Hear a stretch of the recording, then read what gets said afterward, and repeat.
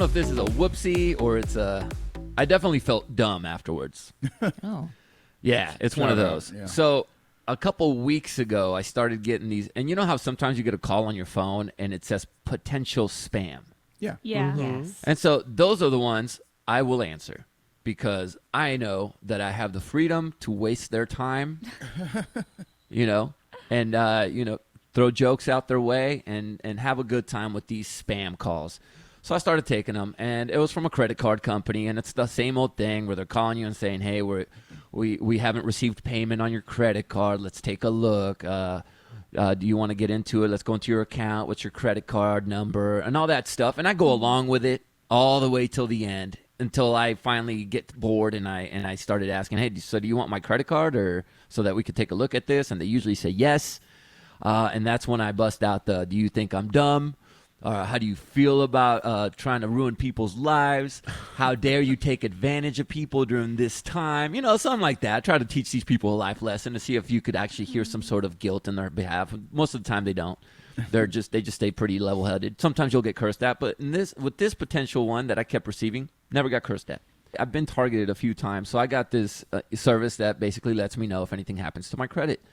And I got an alert on my email saying that, hey, you have been flagged for delinquency on one of your credit cards. So I only have one credit card, and I'm pretty good with it, because that's what I've been trying to get my credit up, and I've been doing well with it. And so I automatically go on my app, and, well, it's not this one. So what in the world is happening? So I go into the website where I have the service, and it shows that there was a credit card, and it was my name, and it was in my credit report. And so So I got a little nervous, and so Kinsey, my wife, calls this company and says, "Hey, she's trying to get to the people so that they can look at the account, but they need the credit card number. Well, we don't have it. We don't know. It's not your card. Yeah. It's not our card. All we have is our name and my social."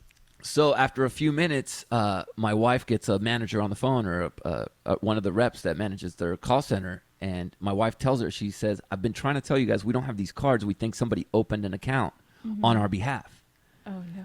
And the lady goes, "Oh, my goodness, totally understandable. This happens all the time. So you don't have the card. Okay, I got it right here." She was able to pull it up, and she goes, "We're just going to go ahead and cancel the entire account, and we're going to put a flag up for your name and social security number in case somebody tries to reopen one," which is fine. And it was good, and the service was great, and they canceled the card and everything. Okay.